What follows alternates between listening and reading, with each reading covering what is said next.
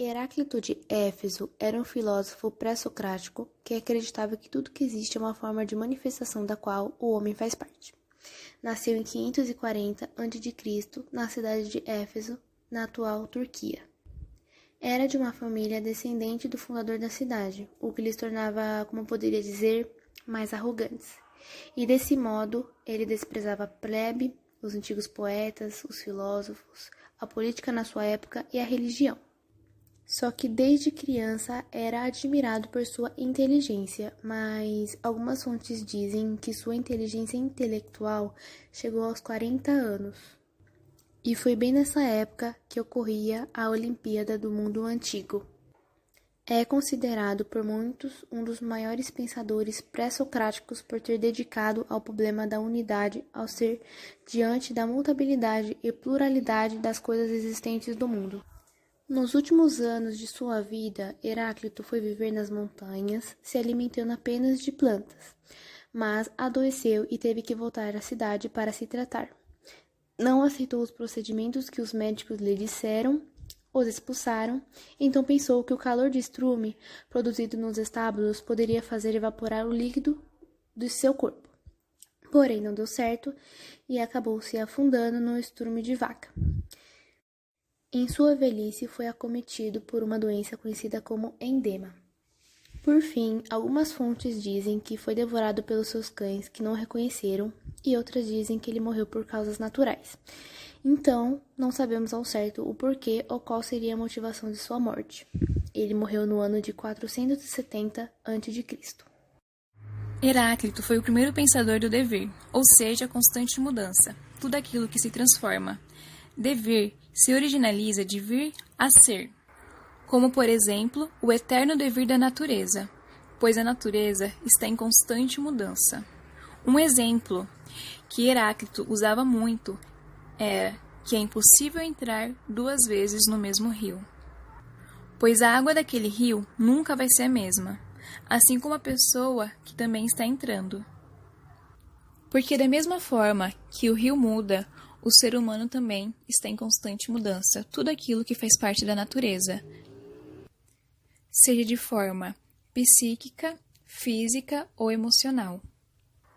Mesmo que a pessoa tenha entrado nesse rio há 5 minutos atrás, quando ela for entrar novamente, não vai ser a mesma coisa por conta de todas essas mudanças. Porque, aliás, uma coisa que Heráclito diz em sua teoria é que a única certeza que a gente pode ter é da mudança, porque todo o restante sempre vai mudar, então não tem como conhecer algo plenamente. Outra ideia que também faz parte de sua teoria é que Deus cria harmonia entre os contrários. Ou seja, Deus cria essa harmonia entre os opostos e a gente só consegue entender o mundo a partir dela. Por exemplo, sem o ruim, a gente não sabe o que é bom. Sem o frio, a gente não sabe o que é quente. E sem a saúde, a gente não sabe o que é doença. Esses opostos são inseparáveis. Sem eles, a gente não tem a compreensão de mundo. O melhor elemento que representa a filosofia de Heráclito é o fogo, pois o fogo ele é a mudança e o movimento. O fogo é instável, assim como tudo em nossa vida. E para Heráclito, a origem do movimento natural estaria no fogo. Frases que podemos usar para se lembrar da filosofia de Heráclito é que nada é permanente, exceto a mudança. Tudo flui, tudo se transforma, exceto a mudança. E a vida está sempre em constante mudança. Uma palavra que ouvimos muito nessas frases é mudança.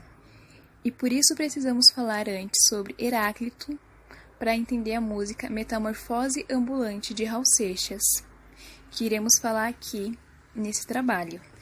Então vamos analisar a música e reconhecer os ideais filosóficos de Heráclito nela. Análise da letra da música Metamorfose Ambulante. Eu separei alguns trechos que eu achei mais importantes em ouvir mostrar o significado para vocês. O primeiro trecho é: prefiro ser essa metamorfose ambulante, eu prefiro ser essa metamorfose ambulante. Para a gente entender um pouco melhor esse trecho, a gente tem que entender o significado de metamorfose e ambulante depois da junção das duas palavras.